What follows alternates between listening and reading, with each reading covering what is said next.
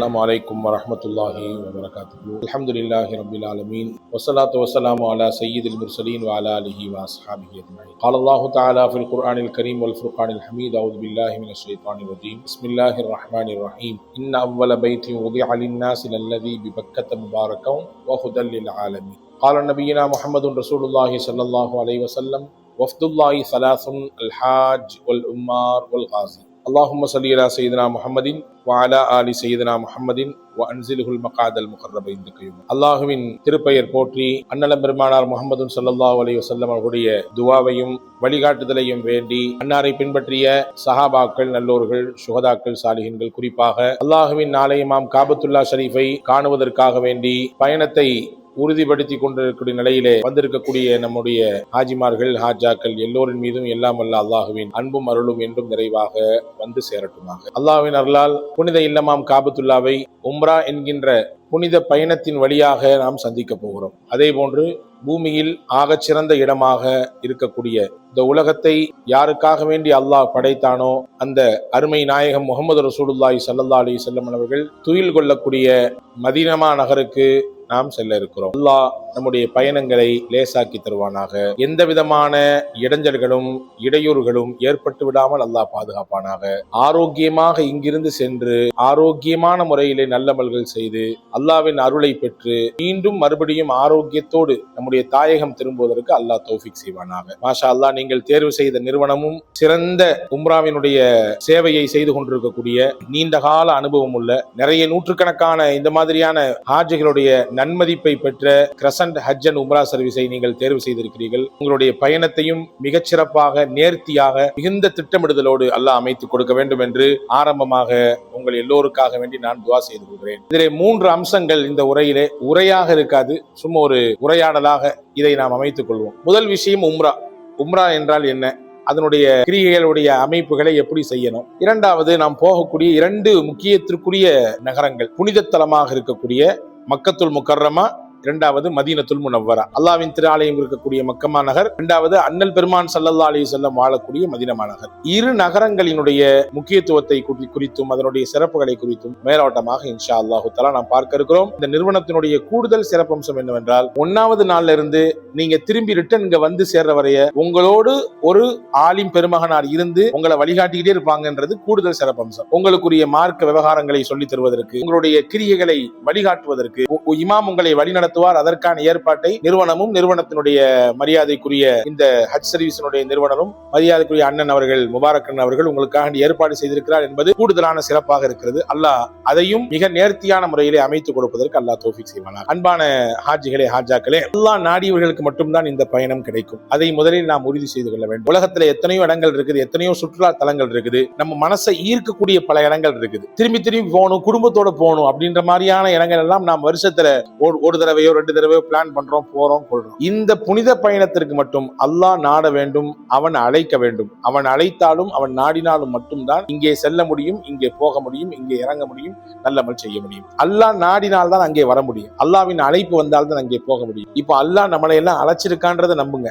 அல்லாஹ் நம்மளை எல்லாம் அழைச்சிருக்கான், நம்மளை அங்க கூட்டி வச்சு அழகு பார்க்க போறான். நம்ம கேட்ட துவா அல்லது நமக்காக வேண்டி வேறு யாரோ கேட்ட துவா, அந்த துவாக்களினுடைய வெளிப்பாடுதான் இப்பொழுது அந்த அழைப்பை ஏற்க வைத்திருக்கிறது என்பதை நாம் உள்வாங்கிக் கொள்வோம். வல்ல அல்லாஹ், அழைத்த அல்லாஹ் முழுவதுமாக இந்த பயணத்தை அதை முழுவதுமாக முடிப்பதற்கும் அதிலே இன்பம் காணுவதற்கும் அல்லாஹ் நமக்கு தௌஃபீக் செய்ய வேண்டும். உள்ளபடியே அதை நிறைவுபடுத்தினால்தான் நம்முடைய மனமும் நம்முடைய எண்ணமும் நம்முடைய இத்தனை நாள் கனவும் நிறைவேறும், இல்லையா?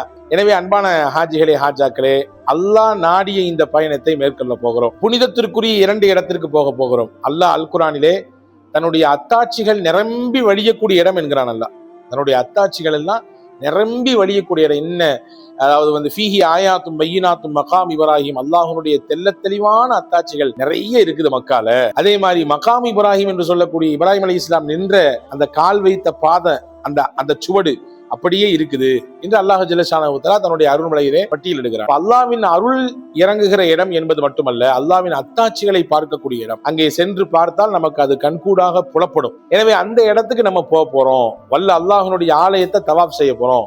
ஒவ்வொரு நாள் நம்ம தொழுகிறோம். நம்மள 5 வேளை தொழுகக்கூடியவங்க நம்மள எல்லாரும் இருக்கிறோம். ஒவ்வொரு நாளும் தக்பீர் கட்டும்போது என்ன சொல்லுவோம்? லுஹருடைய தொழுகை 4 ரக்காத்து, இமாமை பின்பற்றி அல்லது தனியா. நான் கிபிலாவை முன்னோக்கி அல்லாஹ்காண்டி தொழுகிறேன் என்றுதான் சொல்றோம். முஸ்தக்பில் கிபிலத்தி, கிபிலாவை முன்னோக்கி லில்லாஹி தஆலா, அல்லாஹ்வுக்காக வேண்டி தொழுகிறேன் என்று நியத்து வைத்து தான் தொழுகிறோம் இல்லையா? கிபிலா எது நமக்கு? காபத்துல்லா தான் கிபிலா. உலகத்துல எங்க யாரு இருந்தாலும் எல்லாரும் கிபிலாவை முன்னோக்குறாங்கன்னு சொல்லுவான். ஆனா எல்லாருக்கும் கிபிலா எது அப்படின்னா காபத்துல்லா தான். அந்த கிபிலாவாக இருக்கக்கூடிய காபாவை பார்க்க போறோம். உலகத்திலேயே அல்லாஹ் கட்டிய முதல் பில்டிங் என்ன? அவ்வள பைத்ன்ற அல்லாஹ் உலகத்துல எழுப்பப்பட்ட முதல் வீடு. அதுக்கு முன்னாடி உலக பூமி பந்துக்கு மேல பில்டிங்கே இல்ல. ஃபர்ஸ்ட் அல்லாஹ் உருவாக்குனது எது அப்படின்னா காபத்துல்லா ஷரீஃப். அந்த காபத்துல்லா முதல் ஆலயத்தை பார்க்க போறோம். உலகத்துல சுற்றி வருதல், வலம் வருதல் அப்படிங்கிறது இந்த காபால மட்டும்தான் நடக்கும். வேற எந்த பள்ளிவாசலையும் சுத்த முடியாது. சுத்த முடியுமா? சுற்றி வருதல், தவாஃப், வலம் வருதல் அப்படிங்கிறது உலகத்திலே இருக்கக்கூடிய ஒன்னே ஒண்ணு புனிதமான காபத்துல்லா. எத்தனையோ கால்கள் துடித்து கொண்டிருக்குது. நம்ம காலால அந்த இடத்துல எப்படியாவது நடந்துடணும். ஏன்னா நபிமார்கள்லாம் கால் வச்ச இடமாச்சே. ஆதம் அலைஹிஸ்ஸலாம்ல இருந்து இறுதியாக வந்த இறை தூதர் முகமது ஸல்லல்லாஹு அலைஹி வஸல்லம் வரை, அதை தாண்டி சஹாபாக்கள், அதற்கு பின்னாடி வந்த நல்லோர்கள், வரலாற்றில் முழுவதும் வாழ்ந்து கொண்டிருக்கக்கூடிய நல்லோர்கள் எல்லாம் கால் வச்ச இடம். எப்படியாவது அந்த காபாவுக்கு முன்னாடி கண்ணீர் வடிச்சிடணுமே. நம்ம அல்லாஹ்வுக்கு முன்னால சஜிதால இருந்து கண்ணீர் வடிக்கிறோம், முஸல்லால போட்டு தொழுதுட்டு அல்லாஹ்ட்ட கண்ணீர் கையை ஏந்தி கண்ணீர் விட்டு துவா செஞ்சுட்டு இருக்கிறோம். இதே கண்ணீரையும் இதே கை ஏந்துதலையும் எங்க கொண்டு வைக்கணுமே? காபால வைக்கணுமே அப்படின்னு சொல்லி எல்லாரும் ஏங்கிக்கிட்டு இருக்காங்க. அந்த ஏக்கத்தை தீர்க்கும் வழியாக அல்லாஹ் நமக்கு அந்த வாய்ப்பை தந்திருக்கு, நமக்கு அந்த நசீபை தந்திருக்கு. உள்ளபடியே உலகத்துல பெரிய பாக்கியம் அந்த இடத்துக்கு போகிறது, அங்கே நின்று துவா செய்வது, அந்த இடத்திலே நின்று வல்ல அல்லாஹ்வுடைய அருளை முழுவதுமாக வாங்குவது. இது உள்ளபடியே பெரும் பாக்கியம்தான். ஏன் பாக்கியம் சொல்றன்றத நீங்க அங்க போய் ஃபீல் பண்ணுவீங்க. மக்கள் வெள்ளத்துல அங்க அப்படி தத்தளித்து கொண்டிருக்கும் பொழுது அல்லாஹ்வின் அருளை உங்களால் முழுமையாக உள்வாங்க முடியும். அந்த நேரத்தில் நீங்க இதை கண்டிப்பா உணர்வீங்க. எனவே அன்பான சகோதரர்களே, அருமை ஹாஜிகளே, ஹாஜாக்களே, அந்த புண்ணியமான இடத்திற்கு நாம் உம்ரா என்ற கிரியையின் வழியாக போகிறோம். முதல்ல ஃபர்ஸ்ட் ஒன்னு புரிஞ்சுக்குங்க. உம்ரா செய்யறதுனால என்ன கிடைக்கும்? ஸல்லல்லாஹு அலைஹி வஸல்லம் சொன்னாங்க, அல் உம்ரத்து இலல் உம்ரத்தி கஃபாரத்துன் லிமா பைனஹுமா. ஒரு உம்ரா என்பது வாழ்க்கையில் ஒருவர் செய்தால் அவருடைய பாவங்கள் எல்லாம் அழிப்பதற்கு அது போதுமானதாக, அவருடைய பாவங்களை எல்லாம் அழிக்கிறதுக்கு அது போதுமானதாக இருக்கும். அது மட்டும் இல்ல, ரசூலுல்லாஹி ஸல்லல்லாஹு அலைஹி வஸல்லம் சொன்னாங்க, அல்லாஹ்வுடைய விருந்தினர்களாக அல்லாஹ் 3 பேரை சூஸ் பண்ணிருக்கான். தன்னுடைய கெஸ்டா யாரை பார்க்கறான்? 3 பேரை பார்க்கறான். ஒருத்தர் யாரு? அல் முஜாஹித், அல்லாஹ்வுடைய பாதையில ஜிஹாது செய்ய போறார். அல்லாஹ்வுடைய பாதையில தன்னுடைய இன்னுயிரை கொடுக்கிறதுக்காண்டி போறார். அவர் அல்லாஹ்வுடைய கெஸ்ட்னு நாங்க சொல்லலாம். ரெண்டாவது யாரு? அல் ஹாஜி, வருஷத்துல ஒரு தடவை ஹஜ்ஜிக்காண்டி போறார். அவரும் அல்லாஹ்வுடைய கெஸ்ட்னு நாங்க சொல்லலாம். மூணாவது சொன்னாங்க அல் உமார், உம்ராவுக்காண்டி வர்றாரு. உம்ராவுக்காண்டி வர்றாரு, அவரும் அல்லாஹ்வுடைய கெஸ்ட் தான். நம்ம வீட்டுக்கு ஒரு கெஸ்ட் வந்தாலே நமக்கு எவ்வளவு சந்தோஷமா இருக்கும். அவங்களை எவ்வளவு தூரம் நம்ம வந்து சிறப்புப்படுத்துவோம், என்னென்ன மாதிரியான உபசரிப்பு எல்லாம் செய்வோம். சும்மா ஒண்ணு அனுப்புறது இல்லையே, குறைஞ்சபட்சம் ஏதாவது ஒரு காப்பி தண்ணியாவது கொடுத்து தானே உங்களை சிறப்பித்து அனுப்புறோம். அல்லாஹ்வுடைய கெஸ்டா நம்ம போனோம்னு சொன்னா நம்மள அல்லாஹ் சும்மா அனுப்புவான்? நம்மள அல்லாஹ் சாதாரணமா எதிர்பார்த்துருவான், வரவேற்பான்? கிடையாது. அல்லாஹ்விற்கு ஆக பிடித்த கெஸ்டுகளுடைய வரிசையில நீங்க வந்திருக்கீங்க அப்படிங்கிறது எவ்வளவு பெரிய பாக்கியமான விஷயம். எனவேதான் ஸல்லல்லாஹு அலைஹி வஸல்லம் இடத்துல உமர் ரலியல்லாஹு அன்ஹு என்ற சஹாபி, நான் உம்ராக்கு போற நபி ஏன்னு சொல்ல போனேன். நான் உம்ராக்கு போறேன்னு சொன்ன உடனே ஸல்லல்லாஹு அலைஹி வஸல்லம் அவரை கட்டி பிடிச்சிட்டு சொன்னாங்க, உம்ராக்கு போறீங்க, சிறப்பான பயணம், என்னைய மறந்துடாதீங்க, எனக்காண்டி அங்க போய் நீங்க துவா செய்யுங்க. உலகத்தில் துவா அங்கீகரிப்பதற்கு மிக தகுதியானவங்க முஹம்மது ரசூலுல்லாஹ். எப்ப கையேந்தினாலும் அல்லாஹ் தஆலா கொடுத்துறது தயாரா இருக்கிறான். ஆனா அந்த நபி உமர் ரலியல்லாஹு உம்ராக்கு போறேன்னு சொன்ன உடனே அவங்க போகக்கூடிய அந்த பயணத்தினுடைய வேல்யூவை கவனத்துல வச்சுட்டு சொல்றாங்க, மறந்துடாதீங்க, அங்க போய் எனக்காண்டி துவா செய்யுங்க. அவ்வளவு துவா அங்கீகரிக்கப்படுவதற்கான மிகச்சிறந்த இடம் புனிதமான இந்த உம்ராவினுடைய பயணம். எனவே அன்பான ஹாஜிகளே, அதை நம்ம வந்து உள்வாங்கி கொண்டு ஏதோ 10ஓடு 11 அத்தோடு இது ஒண்ணு பல ஊர்களுக்கு நம்ம டிராவல் பண்ணிருக்கோம், பல நாடுகளுக்கு டிராவல் பண்ணிருக்கோம், அதே மாதிரி இது ஒரு டிராவல் அப்படின்னு நினைச்சிடாம இது ஒரு பாக்கியமான பயணம் என்பதை உள்வாங்க வேண்டும். இதன் மூலமாக இறைவனுடைய அருளை பெற வேண்டும் என்று நாம் உள்வாங்கிக் கொள்ள வேண்டும். என்னுடைய பாவக்கரைகள்லாம் இதன் மூலமா நீங்கணும், எனக்கும் அல்லாஹ்வுக்குமான இடைவெளி குறையணும், அவனோடு நெருங்கணும், அவன் கூட நான் பேசணும், அவனுடைய அருளை நான் அனுபவிக்கணும். இந்த உம்ராவுடைய பயணத்துக்கு பின்னாடி என்னுடைய லைஃப் அப்படி சேஞ்ச் ஆகணும், நிறைய விஷயங்கள் மாற்றம் கிடைக்கணும். உம்ரா என்பது 4 முக்கியமான கிரிகைகளை கொண்டதுதான் உம்ரா. முதலில் நியத் வைத்து இஹ்ராம் கட்ட வேண்டும். எல்லாத்துக்குமே நியத் அடிப்படை. நோன்பு வைக்க போறோம், தொழ போறோம், நியத் இல்லாம தொழுவோமா? வருஷத்துல ஒரு தடவை ஜகாத்தை கொடுக்கிறோம், நம்முடைய பொருளாதாரத்தை இருந்து 2.5% எடுத்து தர்றோம். தரும்பொழுது நியத் இல்லாம அந்த ஜகாத்தை கொடுப்போமா? அப்படி கொடுத்தா அந்த ஜகாத் செல்லுமா? செல்லாது. இப்ப நியத்துங்கிறது ரொம்ப அடிப்படையானது. நம்ம அமாலு பின்னியாத், செயல்கள் எல்லாம் எண்ணங்களை பொறுத்து தான் இருக்கிறது. நியத்தை வச்சுதான் செயல். நியத்து கரெக்டா இருந்தா செயலும் கரெக்டா இருக்கும் நாங்க சொல்லலாம். எனவே நியத் என்பது அடிப்படையானது. இஹ்ராம் தரிக்க வேண்டும். இஹ்ராம் என்றால் ஆண்களுக்கு ஒரு விதமான ட்ரெஸ், பெண்களுக்கு வேறு விதமான ட்ரெஸ். என்ன? ஆண்களுக்கு தையல் இல்லாத 2 ஆடை, மேலொரு ஆடை கீழொரு ஆடை, அவ்வளவுதான். வெள்ளை நிற ஆடையாக இருந்தால் மிகச்சிறப்பு. அது தையல் போட்டிருக்க கூடாது, மூட்டப்பட்டிருக்க கூடாது. அப்படி கீழே ஒரு முண்ட மாதிரி கட்டிக்கணும். மேல மேல் பாகத்துல இன்னொரு துணியை, இன்னொரு துண்டை அப்படி டவல் மாதிரி போத்திக்கணும். தலையை மறைக்க கூடாது. இதுதான் ஆண்களுக்குரிய இஹ்ராமுடைய ஆடை. பெண்களுக்குரிய இஹ்ராமுடைய ஆடை என்றால் என்ன? அவங்க உடுத்திருக்கக்கூடிய உடுப்பு தான் அவங்களுக்கு இஹ்ராம். என்ன ஒரே ஒரு கண்டிஷன், அவங்களுடைய ஃபேஸ் கவர் பண்ணக்கூடாது. ஃபேஸ் ஓப்பனா இருக்கணும், தெரியணும். முகம் ஃபுல்லா தெரியணும், ஓப்பன்ல இருக்கணும். மாஸ்க் போடக்கூடாது, அல்லது நோஸ் பீஸ் கட்டிடக்கூடாது, அல்லது நீங்க தலையில போட்டிருக்கக்கூடிய ஷாலையை வச்சு முகத்தை முழுசா கட்டிடக்கூடாது. அதே மாதிரி 2 கைகளும், 2 கஃப், இந்த கை இருக்கு, அந்த கை ஓப்பன்ல இருக்கும். 2 கால் இது ஓப்பன்ல இருக்கும். சாக்ஸ் போடக்கூடாது, கை க்ளோஸ் போடக்கூடாது. இதை தாண்டி அவங்களுடைய நார்மல் உடுப்பு எதுவோ அதுதான் அவர்களுக்குரிய இஹ்ராம். அவங்க புர்கால இருந்தாலும் சரிதான், அல்லது துப்பட்டி போட்டிருந்தாலும் சரிதான், அது அவங்களுடைய விருப்பம். இந்த இஹ்ராம் வைத்து, இஹ்ராம் கட்டி நிய்யத்தை வைத்து விட்டால் உம்ராவினுடைய ஃபர்ஸ்ட் கிரிகை முடிஞ்சிருச்சு. 4ல 1 கம்ப்ளீட் பண்ணியாச்சு. 2வது கிரிகை என்ன? உம்ராவுடைய 2வது பாயிண்ட் என்ன அப்படின்னா, புனிதமான காபான்னு சொன்னோம்ல, அல்லாஹ்வுடைய முதல் ஆலயம், கருப்பு ஆலயம், பாவங்களை எல்லாம் கரைக்கக்கூடிய ஆலயம் அப்படி சொன்னோமா இல்லையா? அந்த புனிதமான காபத்துல்லா ஷரீஃபை 7 முறை சுற்றி வருதல், வலம் வருதல்.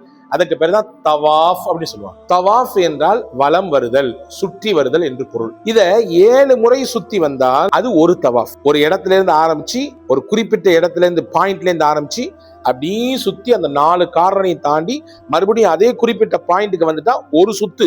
இந்த மாதிரி 7 சுத்து சுத்தினால் அதற்கு பெயர் ஒரு தவாஃப்னு அர்த்தம். ஒரு தவாஃப். இந்த தவாஃப் என்பது உம்ராவினுடைய முக்கியமான கிரிகை. இந்த தவாஃப் செய்யும் பொழுது நம்முடைய இஹ்ராம்ல தான் நம்ம இருக்கணும். ஹஜருல் அஸ்வத் அப்படின்னு காபத்துல்லாவுக்கு 4 கார்னர் இருக்குது. ஒவ்வொரு கார்னருக்கும் ஒரு பேர் இருக்கு. அந்த கார்னர்ல ஒரு கார்னருக்கு பேர் தான் ஹஜருல் அஸ்வத். ஹஜருல் அஸ்வத் கல் அந்த கார்னர்ல இருக்கிறதுனால அந்த கார்னர் அங்கே இருந்து தான் ஸ்டார்டிங் பாயிண்ட். அங்கதான் அந்த தவாஃபை துவங்க ஆரம்பிக்கணும்.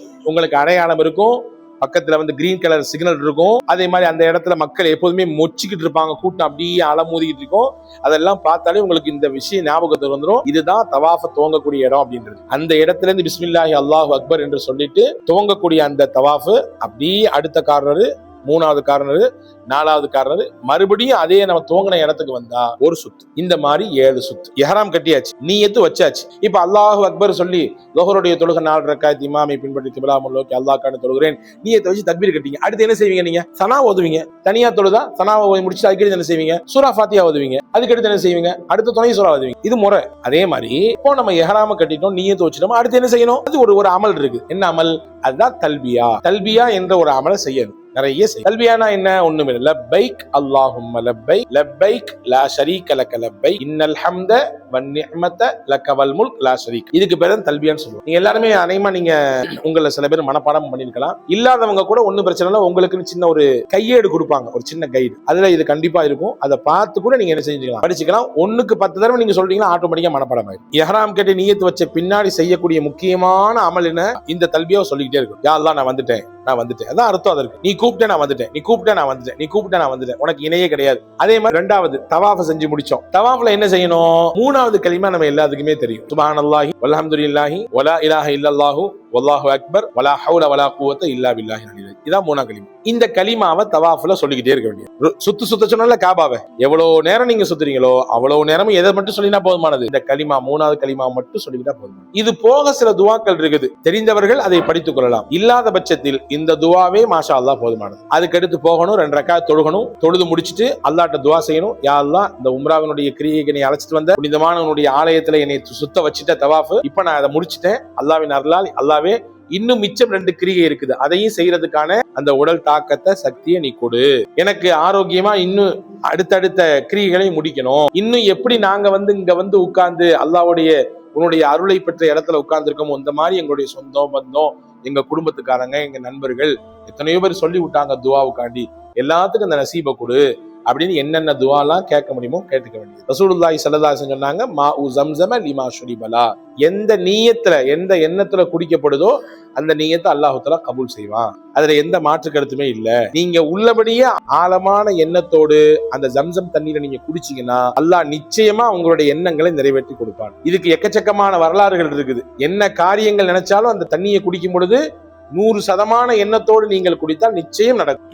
அந்த எண்ணத்தோடு அந்த ஜம்சமை முழுமையாக குடிப்பது. இஹ்ராம் கட்டியாச்சு, நியத் வச்சாச்சு. அடுத்து போனோம், காபத்துல்லாவை பார்த்தோம். காபத்துல்லா பார்க்கக்கூடிய முதல் பார்வை அல்லாஹ்வினால் துவா அங்கீகரிக்கப்படக்கூடிய இடம். அது பார்த்துக்கிட்டே நம்ம என்னெல்லாம் துவா செய்ய முடியுமோ எல்லாம் துவா செஞ்சோம். தவாஃப் 7 முறை சுத்தி வந்தோம்.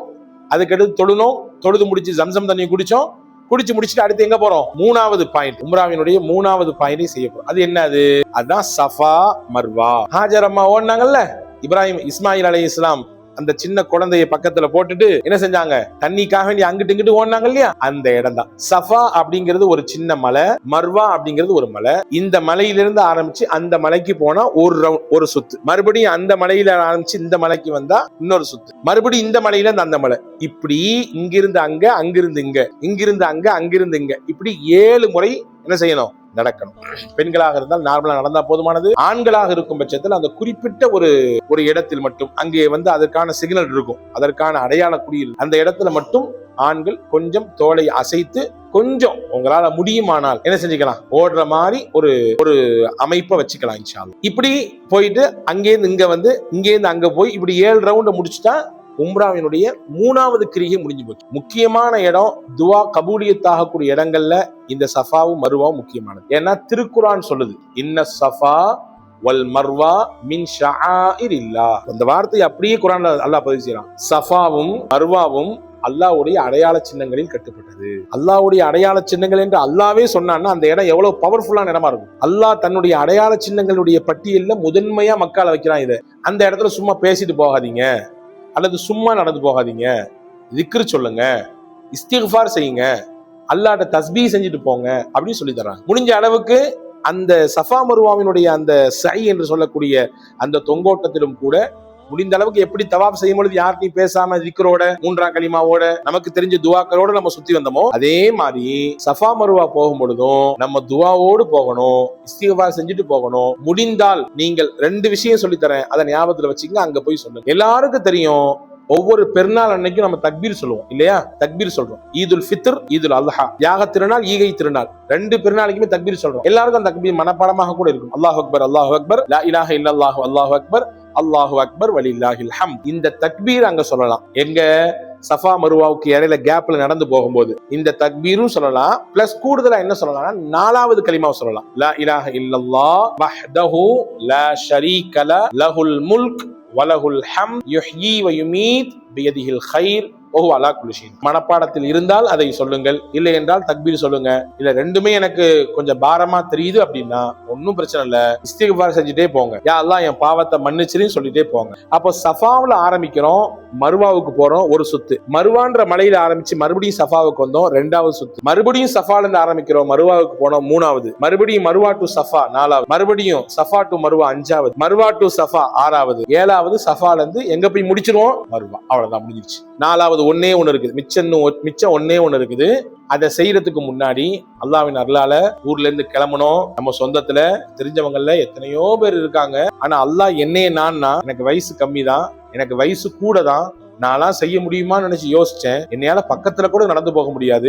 1000கணக்கான கிலோமீட்டர் என்னைய டிராவல் பண்ணி வச்சு இங்க வந்து காபாவை பார்க்க வச்சு, தவாப் செய்ய வச்சு, சஃபா மருவால தொங்கோட்டம் சையும் செய்ய வச்சுட்டான் அல்லாஹ். இப்ப அந்த அல்லாவுக்கு இந்த கிஃப்ட கொடுத்தான்ல அல்லாஹ், அந்த கிஃப்ட கொடுத்த அல்லாவுக்கு 2 ரக்காயத் தொழுது அவனுக்காக வேண்டி நாம் அவனிடத்துல நன்றியை வெளிப்படுத்துவது. உம்ராவினுடைய நசீபை தந்தாய், வரக்கூடிய ஆண்டுகளிலே ஹஜ்ஜினுடைய பாக்கியத்தை கொடு, எனக்கு கொடுத்த என்னுடைய கணவருக்கு கொடு, எனக்கு கொடுத்த என்னுடைய மனைவிக்கு கொடு, எனக்கு இந்த நசீபை கொடுத்த என்னுடைய பிரதர்ஸ்க்கு எல்லாம் கொடு, எனக்கு தெரிஞ்ச நண்பர்கள் எல்லாம் இருக்கிறாங்க ஆசைப்படுறாங்க அவங்களுக்கு எல்லாம் கொடு, என் பிள்ளைகளுக்கு எல்லாம் கொடு. இப்படி எல்லாத்துக்காண்டியும் அல்லாஹ்ட்ட துவா செய்யறது, சுக்ரியா செய்யறது. முடிச்சுட்டு அல்லாஹ்வின் அருளால் 3வது கிரியை முடிஞ்சிருச்சு. 4வது ஒன்னே ஒண்ணு மட்டும் மிச்சம் இருக்கு. அதுதான் முடி இறக்கி கொள்ளுதல். ஆண்களாக இருந்தால் மொட்டை அடித்துக் கொள்ளுதல், முழுமையாக தன்னுடைய முடியை மடித்துக் கொள்ளுதல். பெண்களாக பட்சத்தில் உங்களுடைய ரோமத்தில் இந்த சுண்டு விரல் அளவுக்கு சுத்தி எடுத்து அதை மட்டும் என்ன செஞ்சுக்கிறது? கட் பண்ணிக்கிறது. இந்த காரியத்தை நீங்க உங்களுடைய அறைகளுக்கு போன பின்னாடி செய்யணும். காபால வச்சோ, சஃபா மருவா முடிச்ச பின்னாடி அங்க 4 பேர் வெட்டிட்டு இருக்காங்க, அங்கனே நம்ம வெட்டி முடிச்சிடலாம் அப்படின்ற மாதிரியோ செஞ்சு அந்த இடத்தினுடைய ஹுர்மத், கண்ணியத்தை நம்ம என்ன செய்யக்கூடாது. ஒரு காலமும் அது நம்மளால எந்த ஒரு பிரச்சனைக்கும் ஆளாயிடக்கூடாது. எனவே உங்களுடைய அறைகளுக்கு போனதற்கு பின்னால் நீங்கள் முடியை மறக்காமல் வெட்டிக் கொள்வது. ஆண்களாக பட்சத்தில் நீங்கள் சலூனை தேர்வு செஞ்சு நீங்க உங்களுடைய முடிகளை முழுமையாக மொட்டை அடித்துக் கொள்வது. ரசூலுல்லாஹி ஸல்லல்லாஹு அலைஹி வஸல்லம் அற்புதமான துவா இருக்கிறது. யா அல்லாஹ், மொட்டை அடித்தவர்களுக்கு நீ ரஹ்மத் செய்வாயாக, அவருடைய பாவத்தை மன்னிப்பாயாக என்று ரசூலுல்லாஹி ஸல்லல்லாஹு அலைஹி வஸல்லம் துவா செஞ்சிருக்காங்க.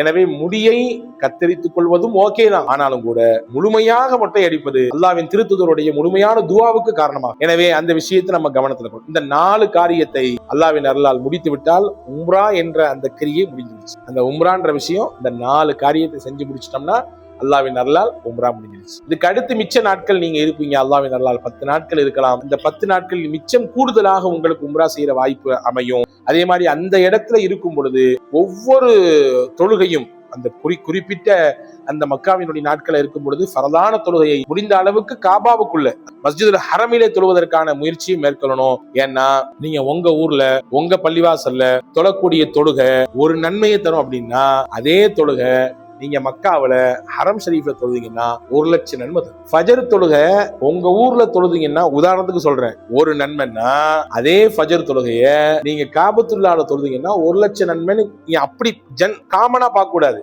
ஃபஜர் தொழுகையில 2 ரக்காத் இருக்குது, ஒரு ரக்காத்துக்கு 1,00,000 நன்மை. அப்ப 2 ரக்காத்துனா ஒரு தொழுகையில 4 ரக்காத் இருக்குது, ஒரு ரக்காத்துக்கு 1,00,000 நன்மை. இப்ப 4 ரக்காத் இருக்கு. மக்ரிப் தொழுகையில 3 ரக்காத் இருக்கு, ஒரு ரக்காத்துக்கு 1,00,000 நன்மை. அப்போ இவ்வளவு கூடுதலான நன்மையை உலகத்துல அந்த ஹரம் ஷரீஃப் தாண்டி வேற எங்கேயும் நம்மளால பெற்றுக்கொள்ள முடியாது. எனவே அப்படிப்பட்ட ஒரு மகத்தான ஒரு வாய்ப்பு கிடைக்குதுன்னு சொன்னா இந்த இடத்துல அதை நம்ம முழுமையா பயன்படுத்திக்கணும். கூடுதலான உம்ரா செய்யறதுக்குரிய வாய்ப்பையும் உங்களுக்கு நிறுவனம் உங்களுக்கு ஏற்படுத்தி கொடுக்கும். அந்த மாதிரியான வாய்ப்பு கிடைத்தாலும் கூடுதலாக இந்த உம்ராவையும் செய்து கொள்வதற்கு முயற்சிக்கலாம். ஏன்னா நமக்கு வாழ்க்கையில கிடைக்கக்கூடிய இதுல உங்கள பல பேர் முதல் தடவை போகக்கூடியதா இருப்பீங்க, சில பேர் கூடுதலா போயிருக்கலாம், சில பேரால் அடுத்தடுத்து நிறைய பயணிக்க முடியும், அதற்கான வசதிகளும் அதற்கான வாய்ப்புகளும் இருக்கும். சில பேருக்கு வாழ்க்கையினுடைய கனவு இருக்கலாம், அடுத்தடுத்து அல்லாஹ்வுடைய நசீப்ல இருக்குது. அப்ப இப்படிப்பட்ட நபர்களாக இருக்கும் பொழுது கிடைச்ச அந்த 10 நாளை துல்லியமா பயன்படுத்திக்கணும். மதீனால போனா ரசூலுல்லாஹ்வை ஜியாரத் செய்யற நசீபு கிடைக்கும். உலகத்திலேயே யாருக்கு கிடைக்கிற அந்த பாக்கியம் இல்லையா? ரசூலுல்லாஹி ஸல்லல்லாஹு அலைஹி வஸல்லம் சொன்னாங்க, என்னை யார் சந்திக்கிறாங்களோ என்னுடைய மௌத்துக்கு பின்னாடி அவங்க எல்லாருமே என்னையே ஹயாத்துல சந்திச்ச மாதிரி தான். ஹயாத்தா இருக்கும்போது என்னை சந்திச்சா எப்படியோ அதே மாதிரிதான் என்ன மௌத்துக்கு பின்னாடி சந்திச்சா. அப்படிப்பட்ட ஒரு பாக்கியமான ஒரு ஜியாரத் நமக்கு மதீனால கிடைக்க போகுது. மதீனால தான் சொர்க்கமே இருக்கு. சொர்க்கம் எங்க இருக்குது? மதீனால இருக்குது. சொர்க்கத்தினுடைய ஒரு துண்டு அல்லாஹ் எங்க வச்சிருக்கான்? மதீனாவுக்குள்ள வச்சிருக்கான். அதான் ரவுதத்துல் ஜன்னா. பெருமானாருடைய வீடும் அவர்கள் தொழ வைத்த மெம்பருக்கும் இடைப்பட்ட அந்த இடம், அதுதான் சொர்க்கத்தின் துண்டு. எல்லாருமே அங்க தொழுகணும்னு நினைப்பாங்க. அப்ப அப்படிப்பட்ட இடத்துல உங்களுக்கும் தொழுவதற்கான வாய்ப்பு கிடைக்கும். அதையும் பயன்படுத்திக் கொள்வது, ரசூலுல்லாஹ்க்கு சலாம் சொல்வது, நபியினுடைய அந்த புனிதமான மதீனாவினுடைய அமைதியை நாம் பாதுகாப்பது. ஏன்னா ரசூலுல்லாஹி ஸல்லல்லாஹு அலைஹி வஸல்லம் அமைதியின் உருவான நபி. அங்க வாழ்க்கையில அகங்காரத்திற்கோ ஆணவத்திற்கோ அல்லது அத்துமீறலுக்கோ ரசூலுல்லாஹ் ஒரு காலம் தலை கொடுத்தது கிடையாது. அமைதியின் வெளிப்பாடு, அதுதான் நாயகத்தினுடைய அடையாள குறியீடு. அப்ப அந்த அமைதி நபி வாழக்கூடிய இடத்துல நாமும் அந்த அமைதியை பாதுகாப்பதற்கான முயற்சி மேற்கொள்ளும். மதீனாவினுடைய சிறப்புகள்ல ஒண்ணு சொன்னா போதுமானது. ரசூலுல்லாஹ் சொன்னாங்க, உங்கள யாருக்காவது முடியுமானா மதீனால மௌத்தாக முடியும்னு வாய்ப்பு இருந்துச்சுன்னா மதீனால மௌத்தாயிக்கங்க. யாரெல்லாம் மதீனால மௌத்தாகிறாங்களோ ஃபஇன்னி உஷஃபிஉ லஹு யௌமல் கியாமா, நாளை மறுமையிலே நான் அவர்களுக்காக வேண்டி சிபாரிசு செய்வேன் அப்படின்னு சொன்னாங்க. நான் பரிந்துரை செய்வேன். மனிதர்களுக்கு வலியும் வேதனையும் கஷ்டமும் அவமானமும் தோல்வியும் வாழ்க்கையில மாறி மாறி வரத்தான் செய்யும். அதெல்லாம் வந்துருச்சுனால மௌத்த எல்லாரும் விரும்பினா என்ன ஆகுது? யாருதான் வாழ்றது? மௌத்த கேட்க கூடாது. அல்லாஹ்ட்ட எப்படி கேட்கணும்? ரப்பனா ஆத்தினா ஃபித் துன்யா ஹஸனா வஃபில் ஆখিরাতি ஹஸனா. யா அல்லாஹ், உலகத்திலும் நன்மையை கொடு, ஆখিরাத்தில் நன்மையை கொடு, நலவை கொடு எனக்கு அப்படின்னு சொல்லி கேட்கணும். ரசூலுல்லாஹ் சொல்லி கொடுத்தாங்க சஹாபாக்கு. இப்ப மௌத்தை ஆசிக்க கூடாது, மௌத்தை விரும்பக்கூடாது. ஆனால் மௌத்தை விரும்பக்கூடாது என்று சொன்ன நபி சொல்றாங்க, உங்கள யாருக்காவது மதீனால மௌத்தாக முடியுமானால், இப்படி ஒரு சந்தர்ப்பம் உங்களுக்கு கிடைக்கிற மாதிரி இருந்துச்சு சொன்னா மதீனால மௌத்தாகுங்கள். ஏன்னா மதீனால யாரெல்லாம் மௌத்தாறாங்களோ எல்லாத்துக்கும் நான் அல்லாஹ்ட்ட நாளைக்கு பரிந்துரை செய்வேன். இதை விட மதீனாவுடைய சிறப்பை சொல்றதுக்கு வேற ஒண்ணும் தேவையில்லை. ரசூலுல்லாஹ்வே சிபாரி செய்வாங்கன்னு சொன்னா அந்த மண் எவ்வளவு பாக்கியமா, அந்த இடம் எவ்வளவு பாக்கியமானது. நம்ம சலாம் சொல்லும் பொழுது நமக்கு தான் கண்ணு தெரியாது, ஆனா ரசூலுல்லாஹ்வுக்கு தெரியும். நம்ம நினைச்சிட்டு இருக்கோம் அங்க ஒரு சும்மா ஒரு பில்டிங், அதுக்கு பின்னாடி ஒரு பெரிய கவர் போட்டிருக்காங்க அப்படின்னு நம்ம நினைப்போம். ஆனா அப்படி நினைக்காதீங்க.